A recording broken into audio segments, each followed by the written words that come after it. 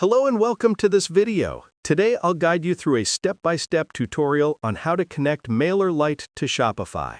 It's really easy to get started. If you'd like to follow along, check the link in the description below. You can sign up for a free trial or log into your account. First, click on Integrations, then scroll down and click Here. Next, scroll again and select Zapier. In the top left corner, click Try It Out.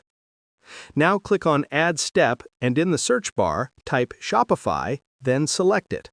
Return to the MailerLite setup, choose and fill in the Trigger Event option, and sign in to your MailerLite account. After that, complete the test step. Go to the Shopify setup, select and fill in the Action Event option, and sign in to your Shopify account.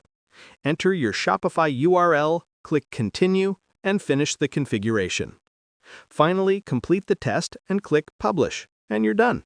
Thanks for watching.